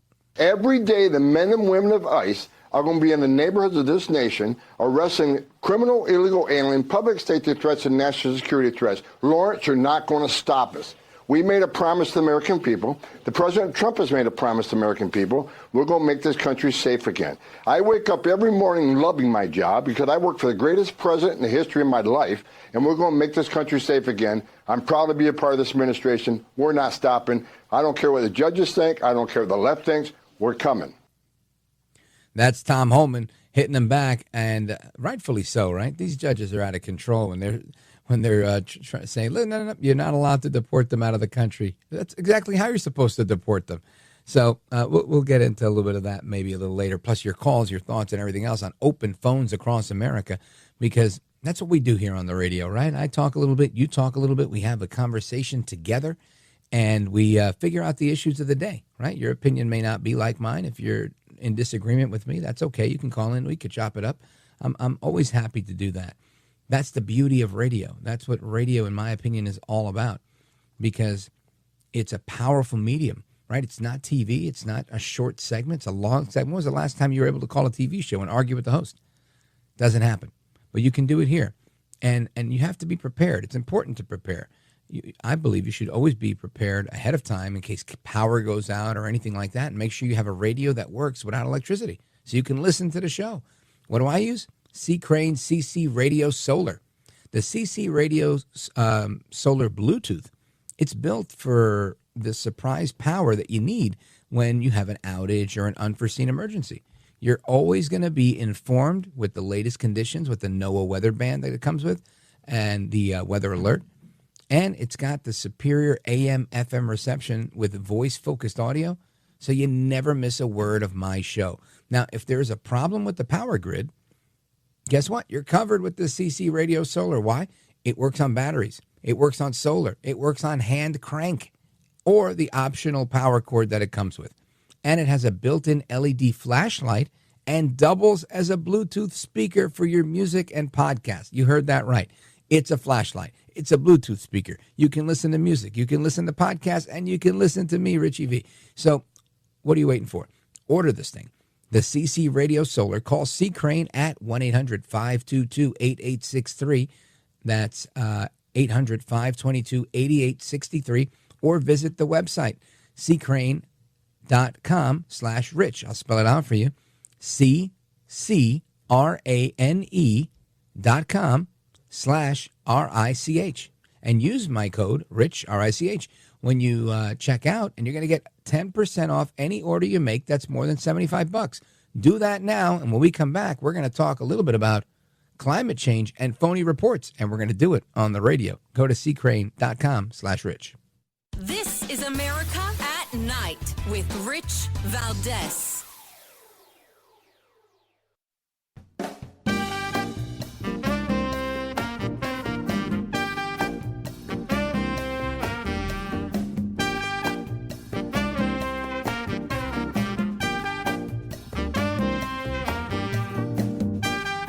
I'm so glad to be on your show, Rich. It's just an amazing broadcast that I hope the rest of America listens to every day. America at Night with Rich Valdez. All right, amigos, welcome back. And I want to talk about fake, phony, fraud climate reports. And there's definitely a few of them out there. There was a couple that actually were released not too long ago, and I'm going to talk about them a little bit. But speaking of fake climate people, right, there's a Democrat out there in Arizona. He is the husband of former politician Gabrielle Giffords, right? And Mark Kelly is his name. He's a space cadet. And no, I mean like literally, right? He's a NASA guy. And as an astronaut, and he's run and, you know, he's doing his thing in his political life. But what's interesting is because he's a big Green New Deal guy and he's a big Democrat, he signed up like so many libs in the past to buy a Tesla. But now he doesn't like Teslas anymore. Listen to this video he put out there on Friday. So I have a really hard time driving around in this thing, so I think it's time for an upgrade today. So this is going to be my last trip in this car. There are some things I really liked about it. There are things I didn't like about it, but that doesn't matter. What matters is, doing the right thing. I think it's time to get rid of it. You know, Elon Musk kind of turned out to be an ass, and I don't want to be driving a car built and designed by. So, looking forward to my new ride.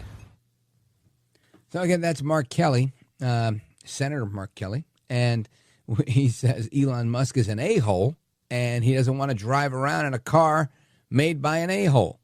So today he posted a video where he buys an American-made car. Kudos to him, you know, God bless America. But it's a Chevy Tahoe. It's like what SUV, like what I drive. How is that climate friendly? I'm not here to be climate friendly. I'm here to be comfortable. But it looks like Mark Kelly's coming over to the dark side, and yet another fake, phony, fraud climate person. And speaking of those, our buddy Steve Malloy put an article out in climaterealism.com, and he does a fact check on so many mistruths that were put out by the media on climate change. And this is one of those things that I think you have to constantly call out. Because if you're not calling out the media for their fakeness, their phoniness, and their fraudulent claims, who is, right? That's why we turn to Dr. Sterling Burnett. He is the director of the Arthur B. Robinson Center for Climate and Environmental Policy at the Heartland Institute. And he's with us today. Dr. Burnett, welcome. Thanks for having me on. My pleasure. So, President Trump's been in office for, just a couple of months now, and or barely, right? Barely 2 months, 45 days or so, 3 days away, I guess, from 2 months. And the climate movement is frantic as ever, just pushing their quote-unquote science, what I would argue, and many others would argue in some cases is pseudoscience, not all cases, but some, and saying that the Atlantic Ocean is losing its circulation, greenhouse gases continue to be a threat to public health. Tell us what's going on. Help us make sense of it, sir. Yeah, well, if I could take just a second, I'd like to respond to Kelly, Mark Kelly. Sure. So here's a guy who, as you say, is a space jockey, right? Yep. He goes up in space. Have you ever wondered how much greenhouse gas every one of those launches puts into the atmosphere? Right. And then I don't care whether he drives a Tesla or not. I have complained about Musk getting subsidies for Tesla in the past. I'm not convinced they're as green as claimed, but to claim, I know the vehicles, I'm here in Texas, I know the vehicles, where they make the vehicles, they are not what you would call fuel efficient, the vehicle that he chose. They are complained by many to be among the most emitting fossil fuel using, and I've got no problem with fossil fuels, but Kelly says he does, emitting on Earth. So he's just a gross hypocrite. When the guy is working with Trump, it doesn't matter how green his credentials would be, he's an asshole. And I should say, I would wager that Kelly doesn't know anything about who founded GM, or, they might have not been very nice people either.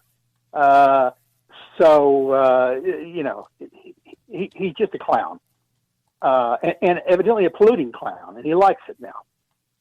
Now, and you're right. I just want to add to what you're saying in that I drive the equivalent, a GM version of the car that he's got, and this thing uses a ton of gas, and I like it that way. It's very comfy, it's very fast, it's very strong, and you need a lot of gas to push a big rig like that. But that's what I chose. It's what I like. It's what I want, and it's definitely not green. Yeah, no, he could have chosen a Rivian if he wanted to stay green. He could, of course, it's going bankrupt without government support. But like you, I drive the Lincoln version of that. I drive a Navigator. Not great fuel economy, but I don't choose my cars based on fuel economy. A great ride, very comfortable. I take long trips, and I like to be comfortable when I'm on a trip. I like to be able to merge onto the highway at speed and not get run over by a car coming up on me. So fuel economy is not the most important thing. I'm just saying he has claimed in the past that they should all be fuel efficient, that we should worry more than anything about emissions, and it seems to me he's not worried about that right now. But regardless, I guess we can nobody's perfect. Yeah, right. I guess at some point we have to forgive. Folks, I just want to remind you we're on with Dr. Sterling Burnett. He's a director of the Arthur B. Robinson Center on Climate and Environmental Policy, and he's the managing editor of Environment and Climate News at the Heartland Institute. Check them out at heartland.org. And Doc, I want to get into some of the true or false fact-checking that's going on with some of the claims that were made by the media about the environment in the last month or so. And I want to work our way through that with you. There's a couple here, and we're going to take a break in a moment, but just to lay out a couple. We talked about the Atlantic Ocean losing its circulation. I definitely want to get your take on that. That's one that's out there. We also have greenhouse gases threatening public health. I want you to weigh in on that. And there's a couple of more that are coming our way. But it's just so interesting because there are people like yourself that are, terminal degreed, doctoral level researchers and practitioners that believe one thing and then counterparts of yours on the other side. But there's only one of you that gets money to promote that side of the argument, and that's usually the other side. So that's why I don't trust them as much as I'm trusting you. Stick with me, Doc. We're coming right back. Folks, it's Rich Valdez, America at Night. We're coming right back with Dr. Sterling Burnett.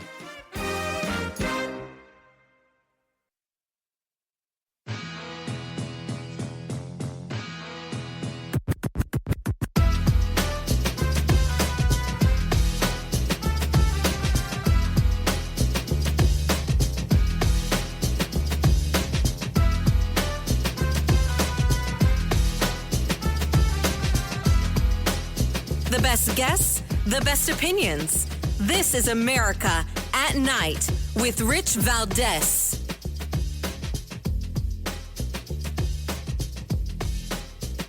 All right, amigos, welcome back. Of course, we're getting to your calls momentarily. Open phones across America, 833-4825-337-8334-Valdez. If you've never called the show, perfect time to call us today. Hoping to chat with you guys on our late night national town hall conversation. But first, we return to our guest, Dr. H. Sterling Burnett. He's a PhD out of the Arthur Robinson Center for Climate and Environmental Policy at Heartland Institute, and he's helping us take apart some of the climate myths that the media has put out there in the last month or so. One of which has been fact checked, and we mentioned it earlier about how greenhouse gases are threatening public health. Doc, what's going on here? That's not so much a myth as just a lie. That's just a lie. Myths are sort of fantasy. You go, Loch Ness Monster, ogres. But when the mainstream media is telling you climate change is harming human health, they are lying to you. There's nothing good to come out of that. There's nothing we have had warming, modest warming, for about 150 years now. And during that time, human lifespans have more than doubled. Human life has been extended. The number of people who lose their lives to extreme weather events has fallen by 99% over the past 100 years. During all the climate change with hurricanes and tornadoes, that never happened before. No, they did. And they were killing a lot more people. The people who die from what I call non-optimum temperature, either temperatures that are colder than the human body would be optimum for or hotter, well, guess what? That's in decline. You'd think more people are dying than ever before from bad temperatures. In fact, the truth is just the opposite. Fewer people. Fewer people are dying from infectious diseases than ever before. Fewer people are dying from hunger than ever before, in part because the additional greenhouse gases are helping plants grow, including crops every year. We're setting records year after year after year. But to hear the environmentalists tell it, to hear the wingnut left tell it, you would think more people are starving, more people are dying from temperatures, more people are dying from extreme weather than ever before in history, and that's just a lie. Now, Dr. Burnett, I want to tackle this next one here because we've been told that the Atlantic Ocean is losing circulation. Yeah. The Atlantic Meridional Oscillation Current is slowing down and soon to collapse. There's a big cold blob off of Greenland. And, well, they did a movie about it a few years ago called The Day After Tomorrow. I like South Park's version, The Day Before the Day After Tomorrow. But supposedly, if the Atlantic current collapses, it's happened in history, well, the ice caps start growing. You're not worried about global warming then, you're worried about global cooling. The ice caps start growing, winters get colder, a lot. That would kill a lot of people. The problem is there's no evidence that the Atlantic Ocean current is slowing. In fact, every other year or every 6 months, a new report comes out. And a report will say, oh, the Atlantic current is slowing. It's based on computer models that haven't been verified, that everyone knows run too hot, but it says they're slowing, and it's soon to collapse. And it's all humans' fault from human-caused climate change. 6 months later, new report comes out. Oh, the Atlantic current is speeding up. That's dangerous. It's caused by human-caused climate change. We got to act. 6 months later, once again, it's slowing. 6 months later, it's getting faster. And then reports come out that say, well, you know what? We've looked at it. We looked at data, not computer models. We looked at data, and it turns out there's nothing much happening with the Atlantic current. It's neither speeding up nor slowing. So you can pick your study, get the result you want, but the thing that's always the same, whatever the Atlantic current is doing, humans are causing it, and bigger government is the answer. They've got to control your life, or disaster is in the offing. The problem is not the science. There is no science. Science is a method to discover truth. It's not a result. It's not a discipline. It's a method to discover truth. And science, the method, has not shown any slowing of the Atlantic current. Thank you, sir. And this, I think, goes hand in hand with so much of what we hear. You know, again, if you're me, right? You know, people, oh, you're a conservative talk radio guy. well, I mean, you don't really believe all that stuff, do you? What do you think about climate change? I mean, clearly you believe that, right? Or you're a climate denier. And they try to corner me. Then they start with things like, well, I mean, you can't deny. I mean, look at all the weather, severe weather we're having. If that's not climate change, I don't know what is. And, I mean, I have to bust out my almanac and start, referring to my show notes and trying to figure out all these things. But people are absolutely convinced that when we have a tsunami, that when we have these severe weather incidents, that this is the direct result of man-caused climate change. Yeah. Well, the climate scare may be the greatest scientific fraud or pseudoscientific fraud. It's very sciencey of the 20th century, the 21st century.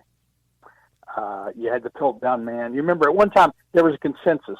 There was consensus that the universe revolved around the Earth. It was wrong. There was consensus that diseases were caused by humors in the body. It was wrong. And this whole climate change, all it is a grift. It is a way to give power to researchers that they wouldn't have otherwise, and to gain them lots of research dollars. You go back to 1958, might have been 1960, Eisenhower's farewell address. He warned, everyone remembers, he warned about the dangers of the military-industrial complex. Yeah. They forget the second half of the speech. He warned about the science-industrial complex, because for the first time ever, with the start of the atom bomb program, we had big government in big science funding it. And once that happened, as Eisenhower correctly warned, it corrupted science, and science is corrupting government. It's being run by bureaucratic scientific elites, and what they want, I don't think they're all wanting to get wealthy. There are better ways to make money. They want power. And a lot of people confuse the two. But there's a lot of wealthy people who get hauled before Congress and, get told, show up on this date or else, and they show up. That's power. That's not money. Yeah, really well put. Folks, we're on with Dr. H. Sterling Burnett from the Heartland Institute. And, Doc, I want you to let everybody that's listening know a little bit about what you guys do at Heartland and how they can keep up to speed with the work that you're doing. Yeah, well, we're talking about climate myths, climate fact check right now. We publish that every month. Steve Malloy puts it together. I edit it, make some additions. But we've been around for, I think nearly 40 years now, long before I joined the organization. We look at public policy problems and try and give innovative solutions to them. We critique bad government policies, and we promote good government policies. But the policies we promote advance the kinds of things that our government was founded to advance, which was individual liberty, personal responsibility, and free markets. So we look at government policies which restrain liberty for no good effect, or which, basically, if you read your Constitution, you say, where is that in the Constitution? Where's the federal government given the power to do that in the Constitution? And we say, if it's not in there, okay, then it shouldn't be doing it. That doesn't mean it shouldn't be done. It just shouldn't be done by the federal government. Makes a lot of sense. Doc, give us the website and the social media handles for people that are listening and would like to follow you. www.heartland.org. They can sign up for my newsletter three times a month. It's called Climate Change Weekly. I took a week off. They can sign up for that. They can go daily to climaterealism.com and check out our work. And if they really want science, if they really want definitive science, what data shows on climate change, they can go to climateataglance.com and check out the short one-pagers on different critical areas of climate change, including things like ocean currents, including things like human mortality from temperatures. If there's a major topic in climate change, we've addressed it there. Outstanding. Well, Doc, you are a gentleman, a scholar, and a patriot. I appreciate you doing the work that you do and for being here tonight and kind of, breaking it down for us. Much appreciated, sir. Appreciate you having me on. Get me back anytime you need me. You bet. We'll do, for sure. And, amigos, your calls and more are coming up right now. I see we've got a few calls lined up. We're going to get to the rest of you momentarily. 833-482-5337, 833-4-Valdez. is America at Night with Rich Valdez. Call now, 833-4VALDEZ. That's 833-482-5337. 833-4VALDEZ. That's Valdez with an S.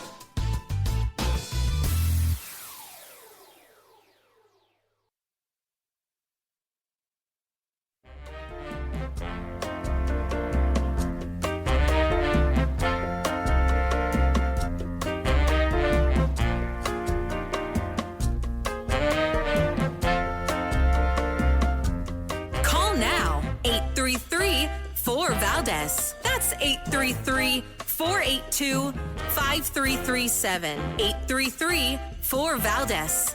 That's Valdez with an S. All right, amigos, to the phones we go, familia. Check it out. We're going to check in with our friend Antonio. He's in Canada, listening on WVMT out of Vermont. Tony, go for it. How you doing, Rich? Nice to Thank talk God. to you again. Yes, sir. Listen, Rich, I'm just wondering, did you choose your favorite fighter today? Why?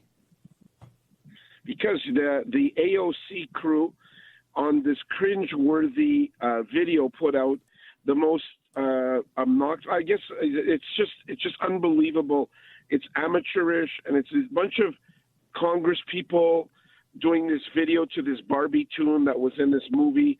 Choose your favorite fighter. And, I haven't even seen this yet. I can't wait to see it. You got to see this. You got AOC, the most uncoordinated person. You all think, okay, when you see these people, they must be amazing speakers. They must be amazing athletes.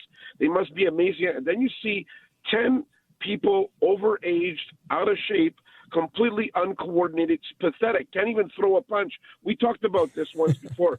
Can I throw a punch? If I threw a punch like some of these Congress people, I would have been beaten up 50 times. And it's pathetic because they're trying to be cool. But the thing is, why it's cringeworthy is they're saying, let's choose a fighter. And at the same time, Trump is going, well, I'm trying to solve the war between Russia and Ukraine. I'm trying to solve the China problem. So is this like pro-Zelensky propaganda? No, it's actually true. It's 100% true. It's 100%. No, I'm saying, is the fighter they're choosing Zelensky? Probably. No, it's actually they're choosing themselves. That's the whole Oh point. gosh, They're just trying self-promotion. Got it. We are the fighters for the people of America, but they were rejected. They were rejected completely. And the sad thing is, you have Miss Waters, and you have all these people that are octogenarians like Pelosi, screaming, yelling, interrupting the president during his speech. And then now you have this cringeworthy thing, and you're saying, well, we couldn't have planned a better self-imploding of the Democratic Party because they're doing a great job of emasculating themselves. It's just unbelievable. You got to take a look at it. It's on TikTok, and it's pathetic. I can't wait for it. Tony in Montreal, thank you, brother. I appreciate it. And I appreciate the update. I can't wait to see it. I've got something to do right after the show. We continue. I want to go to Braden. Braden is in Lyme, Connecticut, listening on WDRC. Braden, go right ahead quickly. Hello, sir. How are you? Wonderful, thank you. So I heard you guys talking about climate change and fun things of that nature a little bit earlier on the show, and I just wanted to share a personal perspective, if that was all right with you. Sure, go ahead. So my family has lived on the same land for about 5 generations. We are on a lake right on the side of a mountain, and my grandfather used to regale me with stories of old industry. One of those industries was ice. Before refrigeration, the lake would freeze so thick and so consistently for just about 3.5 months out of the year that they would, cut massive blocks of ice out and use teams of oxen to pull them out of the lake, put them on the shore, and put them in ice houses. And every week, just like the milkman, they'd have the Iceman come by and put a block of ice in the bottom of your lead-lined ice chest, and that was what you did before refrigerators. Yeah. Now, the reason I bring this up is because I've been watching things change. The lake when I was younger would freeze 8 to 10 inches thick every single year until I was about 10 or 13. I'm born in 2000. And then after that, it hasn't frozen, more than an inch thick every year. This is the first year in just about 7 to 10 that it's frozen 8 inches thick. The reason I know that is because I took an ATV out there, man. It's so much fun. But, and it held you up. So we've been watching that change, and also the rain patterns. It's always been a little bit rainy out here, but the rainstorms have been so much more intense that the mountain I live on is starting to wash away. It's ripping out the grass. It's ripping out the plants and dislodging the soil. So the reason I bring this up is because I don't know how to explain it. While I don't necessarily agree with a lot of the discourse going on in the media, I also don't know how to square what's going on in my life and on the land that we've lived on for generations. I mean, well, I'll tell you this, Braden. I know that I can tell you I've had some brutal winters in New York and New Jersey over the years, and I can tell you I haven't seen a brutal winter in the last several years. Might have been a little bit more small snow events this year than last year, but for the most part, very mild winters the last 3, maybe 4 years. It's been progressively warm in the winter with a lot less snow. It was a little cold this year. But what I'm saying is that there's been times where we had 3 feet of snow, right? I remember that clearly. Now, these were like oddball events. And it's not a question of does the climate change. It definitely does. And there is global warming and there is global cooling. It's the presentation that this is some sort of catastrophic event that has been caused by man, which is where I think the scientists are at odds. When they put it in the grand scheme of things, I think they look back to as far back as they've been collecting data, and they can say, yeah, we've had periods of cooling, we've had periods of warming, and they're somewhat minimal. They go this way, they go that way, a degree or 3 or 4, but it's not something that really changes the course of events. Now, if you run an ice business and you can't get ice out of the lake, then maybe it changes the course of your events and those who were relying on you for ice before there was refrigeration. But I think that industry went kaput, for many other reasons, like electricity and electric refrigeration. But the bigger issue is when these things are perpetuated as a fraud, as a hoax, in order to get people to think that it's something that we in particular are doing, where I think there isn't any evidence to support it. But I still don't know the answer myself to why, it hasn't snowed in the last few winters, or at least very minimally. And it reminds me of a show from when I was a kid called Unsolved Mysteries with Robert Stack. And it had this really cool music. If I had the music, I'd be playing it now. Braden in Lyme, Connecticut, WDRC. Thank you for calling. Great perspective. Folks, we come right back. The rest of your calls and more. Don't go anywhere. This is America at Night with Rich Valdez.